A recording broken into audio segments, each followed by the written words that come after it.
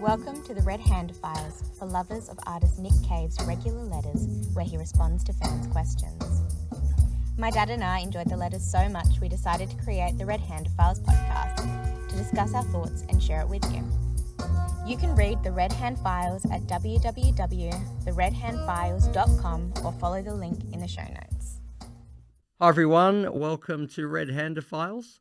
My name's Adam Bevan and this is Hannah Bevan. And we're actually here on our maiden journey, very first time that we're having a podcast with the Red Handophiles. Now we should explain a couple of things, how we came to do this and what Red Handophiles is. Hannah, do you want to talk a bit about Red Handophiles?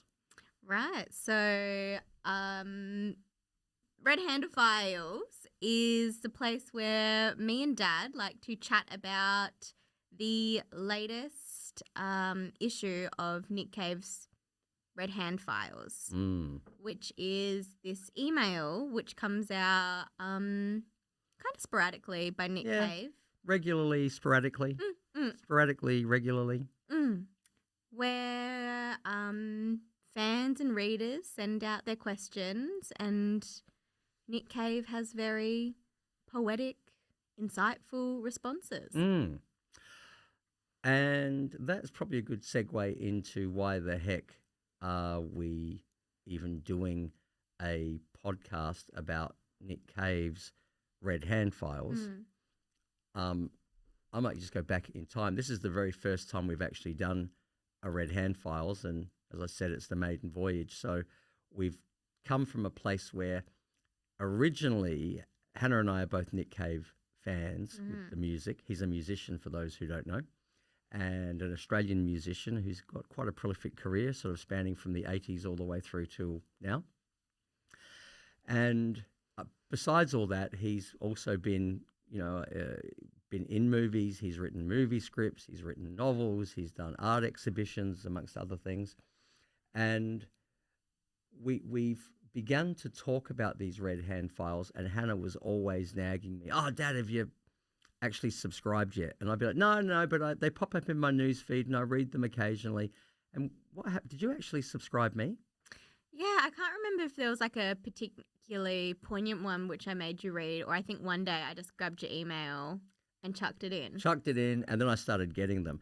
And the moment I started getting them, Hannah and I would ring each other and say, "Did you just read episode whatever it was?" And we would have these sometimes lengthy discussions around the thoughts that he had shared. And some of them were often eloquent and beautiful. And I'll tell you, when I sort of got this podcast room ready, or this media room ready for a few different projects, the first thing I wanted to do was to actually bring this phone conversation I was having with Hannah into this space so we could share it. Now, here's my why.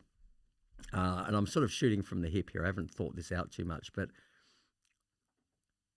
some of these letters are so reaching and healing and beautiful and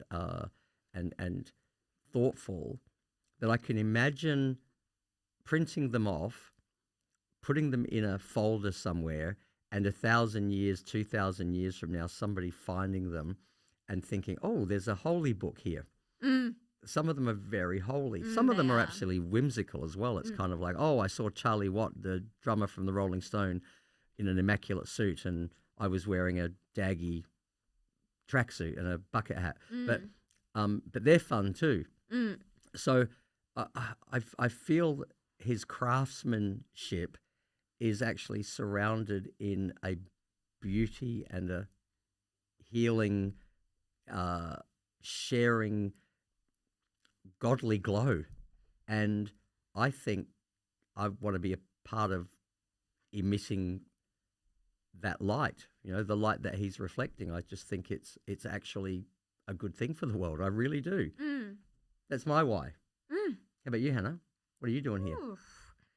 How to follow up such an act? Well, that's what I'm thinking, the scriptures of Nick Cave, it's like the epistle of Nick. I think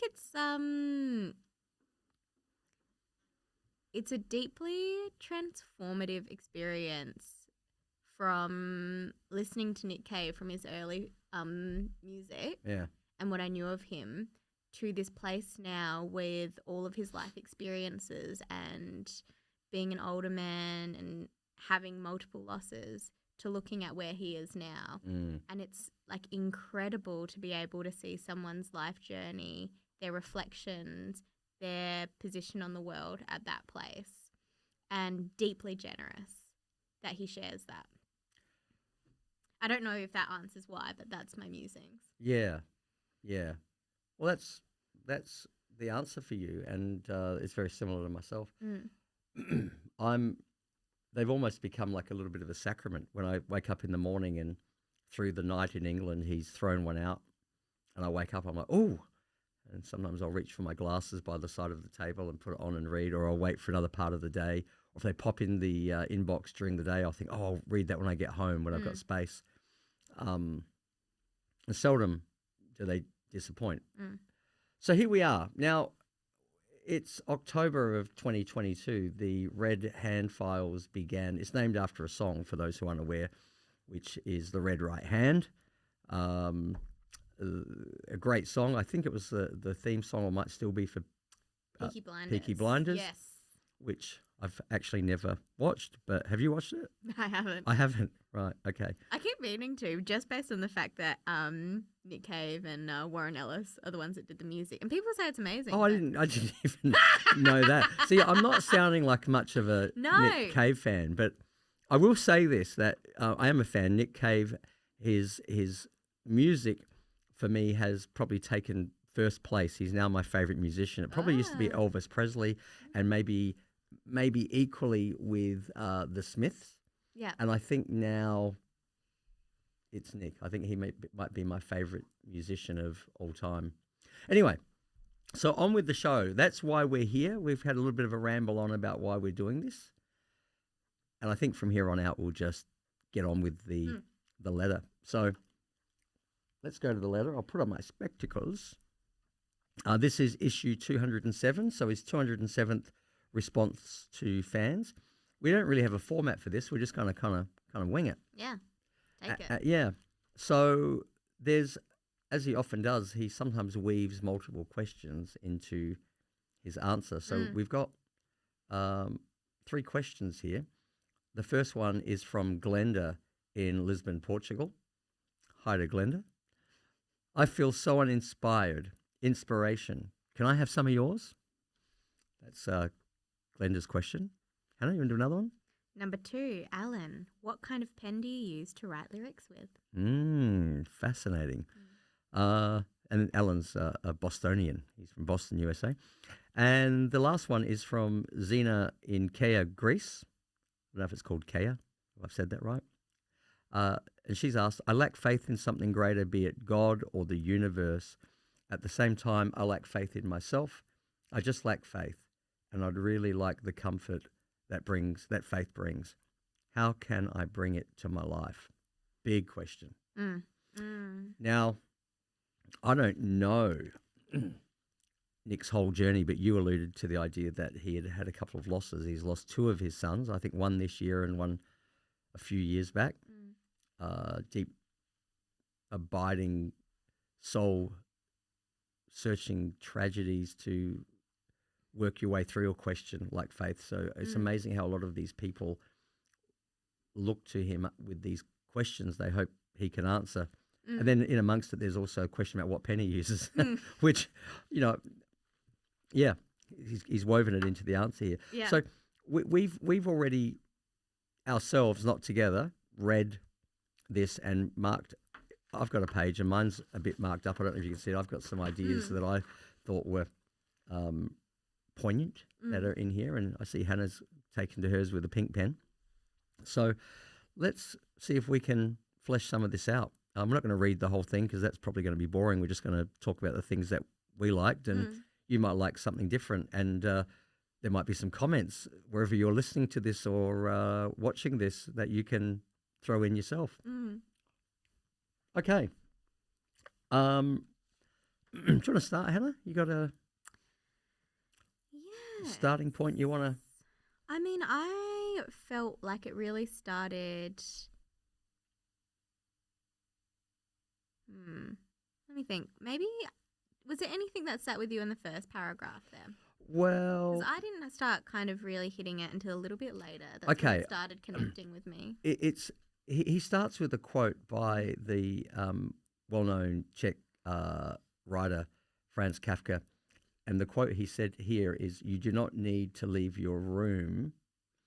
Remain sitting at your table and listen. Do not even listen. Simply wait. Be quiet, still, and solitary. The world will freely offer itself to you to be unmasked. It has no choice. It will roll in ecstasy at your feet." Then Nick says, sadly, "I've not found this to be true." So he's got this wonderful quote from this dead writer that has eloquently said, the universe is going to just come with a basket filled with fruit and you'll be able to pick freely from the peach trees of knowledge and inspiration and faith. And he's gone, yeah, not really.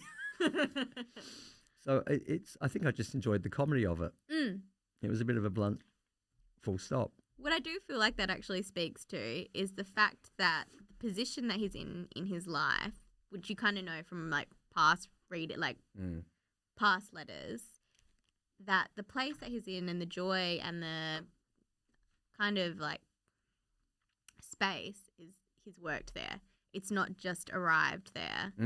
Like his place with faith, his place with hope has actually been through his own actions. And he didn't sit there and ecstasy was not at his feet. No. And in fact, you said the word that I only wrote one word that was the key to all of this, which was work. So the two questions about inspiration and faith, I've written down work, because these people say, can I have some of yours? And he's a bit like, well, work. So let's see if we can find the work. That's my view. See if we can find the work in amongst these all these letters and words that The work. he said. Yeah. Okay. Just because I can see you look highly marked up on the bottom, I've got something on the top here where he says Take it away. about inspiration. Inspiration is not something that finds you or offers itself to you. Then he goes on to say, they both, inspiration and faith, ask something of us. Then, just to help out Alan, our friend in Boston, he says that he sits down each day, picks up my pencil, then in brackets, actually, it's a medium black or blue Bic biro. Who doesn't love a black or blue Bic biro? So there's that one question answered, but there's this other idea that he starts this idea about work, and he finishes that paragraph by saying, inspiration comes because I put in the work. So, like Glenda from Lisbon, you want inspiration? Inspiration comes from work. And I've heard this. I don't know that I've read it. I've probably heard other people talking to me about it, that Nick Cave has an office wherever he's lived. Like when he was in Germany, living there, he had an office. Now that he lives in London, he might still have one or has a home office, but I think he actually used to get separate from the house, an office. He'd get up in the morning, get dressed, get himself ready, and he would pack his briefcase and go to the office and sit there with instruments and pen and paper and typewriter, perhaps in the good old days, maybe even today, might still use a typewriter, and sits there and begins to work. And he stays there his 8 hours because he thinks artists have typically been lazy. They've got 12 songs they've got to write every 2 or 3 years to get an album out. And he's like, for heaven's sake, I can just sit down and be disciplined around it. So he's been a very methodical, almost traditional worker. Get up in the morning, 9 to 5, and his inspiration has been found through WORK, which spells work. All right. So that was where I got to. So I think we're beginning here to see some very simple ideas. Get up and work, and choose your weapon. In his case, a blue or black medium Bic biro. It's like this almost like completely unromanticized idea of the artist. Hey, just for fun, what did you say about pens recently? We were talking about pens. Oh, that pens are not actually owned by anybody. Oh, that's right. Mm-hmm. I was complaining because I had to go try find a ruler, Mm-hmm. and I was complaining that I'd written my name on my ruler, and I had Yeah. to run around my office Yeah. and had found that All disgruntled about someone using nicking the my ruler, ruler your wooden ruler, your wooden piece of with my name on your it quite plank. clearly. Yeah. Yeah, where is it? It's gone now. But yeah, so pens are like public property. Public property. So you buy one, you Mm. enter them into the community. The pool. They become a community product, and then maybe you're going to take someone else's products on occasion, Mhm. or you take something from the community, but you add to the community. It's They true. are for no one. It's true. They are for everyone. You release them. Yeah. Bit like an artist with their songs, or a Japanese umbrella. Mm-hmm. When I lived in Japan, when it was raining, Yeah. if you walked out of, say, the convenience store, the kombini, people would just grab the umbrellas that were sitting outside in the little umbrella holder, and you might have just paid. You might have spent the extra $18 to get the fancy one that's kind of got the dog head on the bottom, or the Great British, the Union Jack flag or something on it. You think, oh, buy that one, it's a bit special. And it's rained, you've put it inside the umbrella holder, you come out and it was gone. A bit like these pens, Yeah. or my ruler. All right. What should we move on to next? What have you got? Because I see that, This is where my highlighting begins. Do you want to say something about faith? Because in the middle, he kind of moves from inspiration and work to faith. And it really thinks he says the same thing. Faith is not passive. But I did like the last line. In order to appreciate its value, the more we put into the world, the more value it appears to have. Yeah, that was maybe my favorite part of this entire reading. Response. Yeah. Why? Because it's something that I've found to be so true. The world is completely a reflection, and your view of the world, of yourself, essentially. You keep wanting to create and build and better it, and you'll see and feel all the value within it, how much there is and where it's all tucked away. But if you're caught in your own mind and you're not creating, and it's lackluster, it's uninspired, it's dead, and there's pain and there's suffering anywhere. Yeah. I just think it's like such a mirror to what we put in ourselves. That New Testament verse, faith without works is dead, it's quite a famous biblical passage, seems to be a truism. You don't get to have it, and Nick throws inspiration in with this as well. You don't get to have it unless there is a some work you've gone through to get there. So Nick's beauty seems to have come from a life that's had addiction, multiple marriages, children that have sadly lost their lives, and whatever other small and large tragedies have occurred in amongst the successes of fame and maybe some good money, seeing the world, being exposed to lots of interesting ideas, having people sing your songs and cheer at you, all those beautiful things that come. But to reach this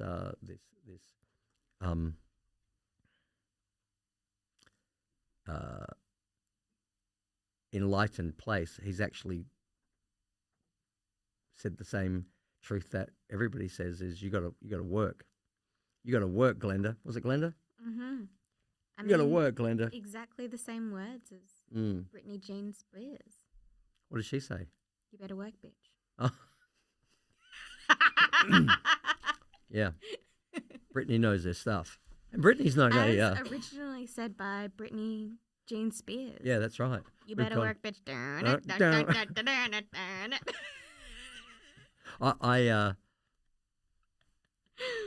I failed to go see Brittany in Las Vegas when I was there with Memphis, your brother, Mm. who desperately wanted to go, and I'd just been spending money like I had stolen somebody's credit card. Mm. We didn't go, and I deeply regret it. Yeah. Sorry, Brittany. Yeah. Okay. Let's move on to the topic of God, because we've kind of covered inspiration, and he's talking about faith in something greater. Does Nick Cave, do we know his view on God? You know, famously in song, he says, you know, he doesn't believe in an interventionist God, but looking at you. Now I wonder myself if that's true. I still don't think he would believe making grand assumptions in an interventionist God. One with like hell and fury sort of thing. But I reckon we should revisit at a later date one of those ones, and I think we can really pull that one apart. I bet he then. answers that, because I think we can pull that apart at another time. And we will revisit. We will go back and pick out some favourites, like a box of Quality Street. We'll pick through. We'll have a look at the little list. Oh, what's that one?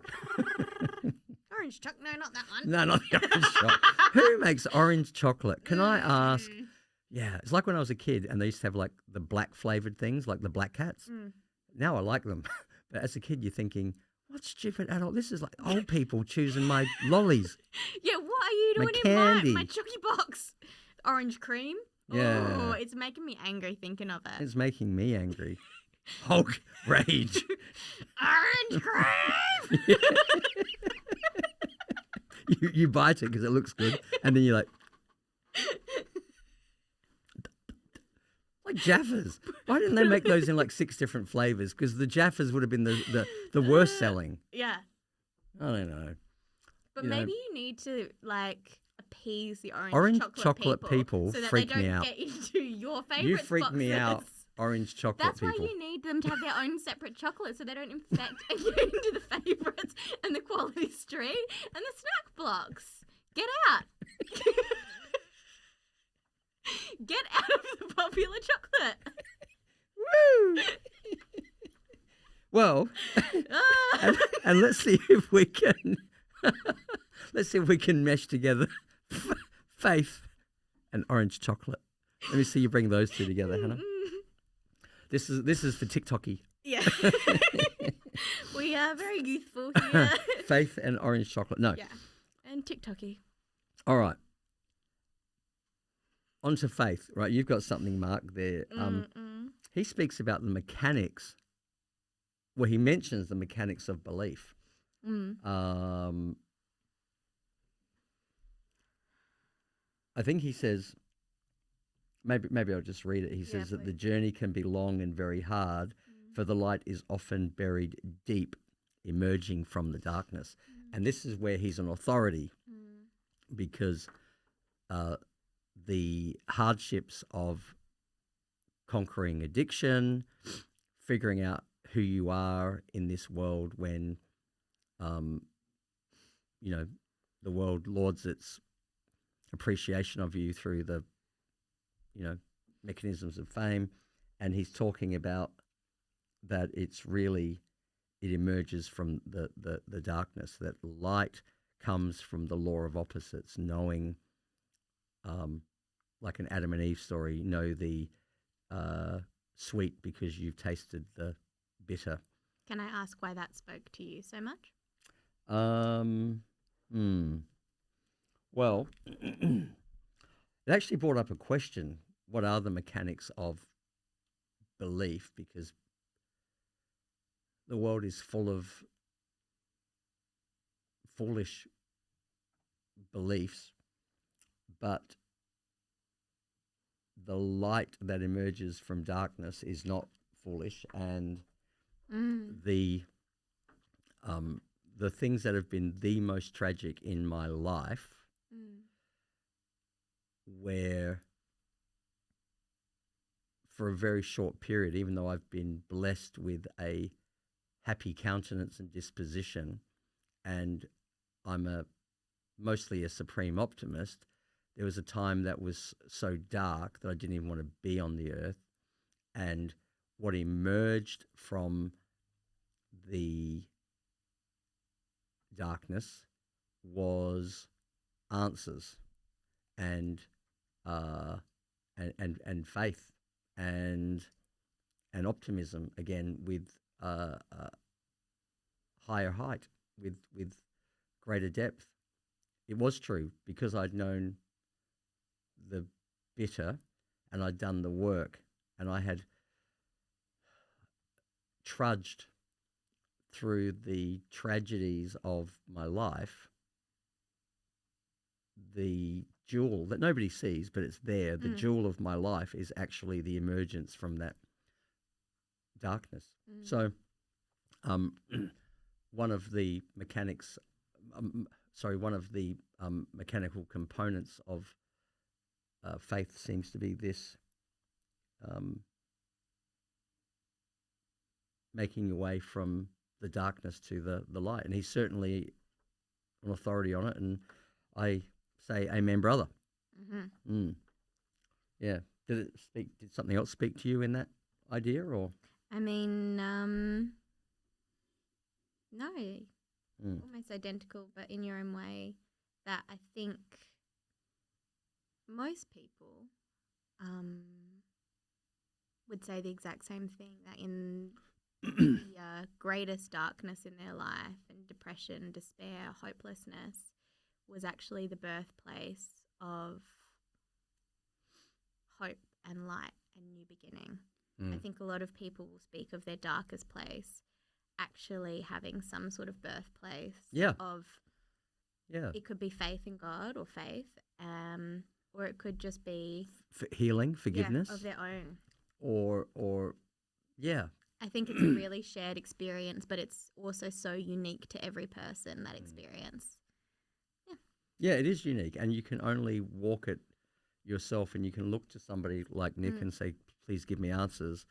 But it's work, and I think he's emitting some hope here, saying, hey, he's actually not focusing on himself, but he's just saying, here's how I see it. You got to work, and also you got to have this hope that through the darkness comes often burgeoning light, whether it be for faith or inspiration. But we're talking about faith here, and we still haven't figured out what he believes in a God, but we will revisit that idea, because I'm actually kind of interested in his walk and yours, perhaps. Okay, so we're kind of rounding off. He sort of addresses Xena specifically, but what have you got for the outro of his letter? Last paragraph, any? Few things I have highlighted here. We stand before the world in all its majesty and torment, and we say we mean something. We contribute in some way toward the betterment of the world. And the last line I have highlighted, that we have faith in ourselves. Can I read that bit where he says... in between. He says, the bit in between, when he says we mean something, he says, we who contribute in some way towards the betterment of the world, we who have skin in the game, we who improve matters, we who care, we find to our utter astonishment that we have faith in ourselves. That's an amazing line.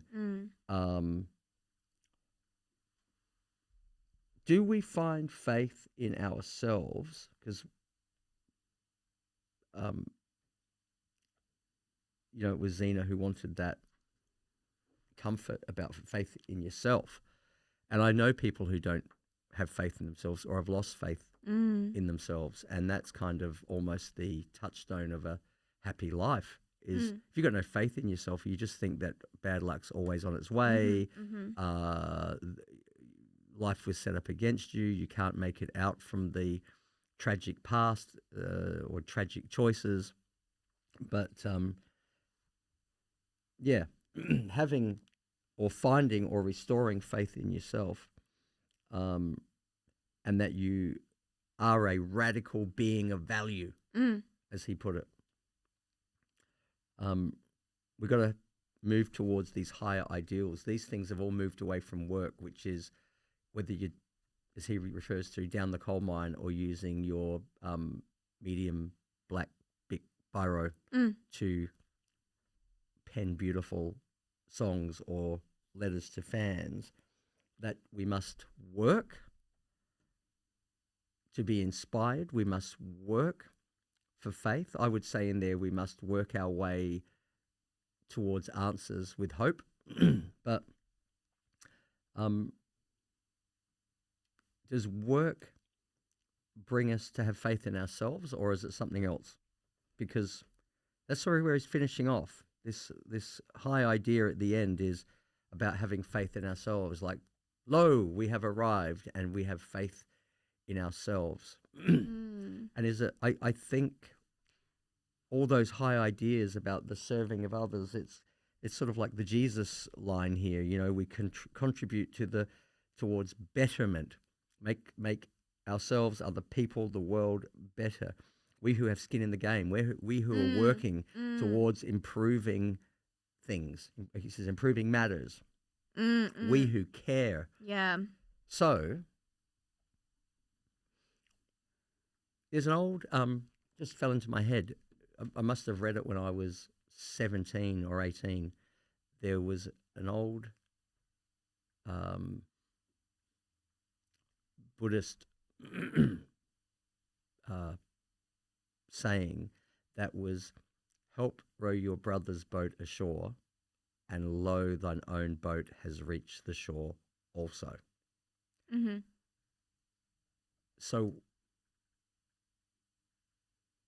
humanity has its highest resonance with us when we are communing and having commerce and engaging in the wider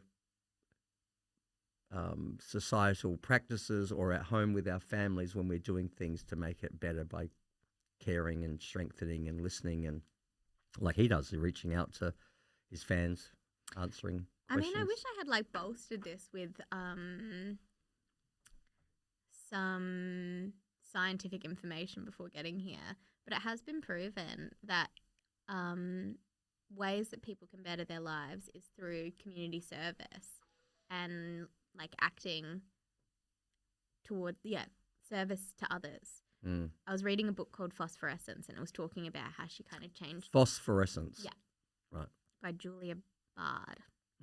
And she had these key ways that she kind of changed her life. But one of the key ones, she does actually talk about faith in there as well, is through community service. And it completely takes you out of your own life, your own issues, your own problems, and puts everything into perspective.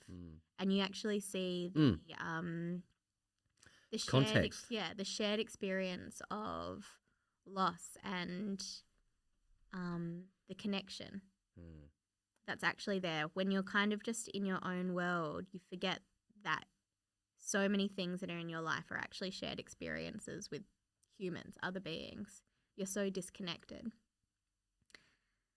When we went down to Lismore, Yeah. Hannah and I were privileged to be able to go down and help out. I live in Brisbane, Australia. Hannah's down the road a ways at Byron Bay, and we went and chipped in at Lismore after they had these extraordinary floods where the town to the second story of the buildings was flooded with water, and the homes that lied outside beyond the town. And we went in amongst a group of people on a couple of days that were all working, cleaning people's homes. But the most extraordinary experience was actually the spirit of the people whose homes that they were like genuinely, it's not just a throwaway thing to say, but I was left wowed with how they had reconciled themselves to have to repair and rebuild.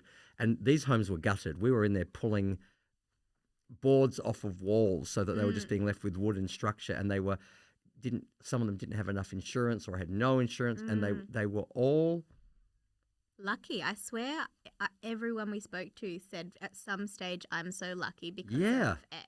yeah. I'm so lucky. One was saying because my guinea pig survived. It stayed on the second bunk of the bed. Do you remember that? She's like, oh, it No, I was so... didn't even hear that story. Oh, no, that was another day that I was in there. There was this woman.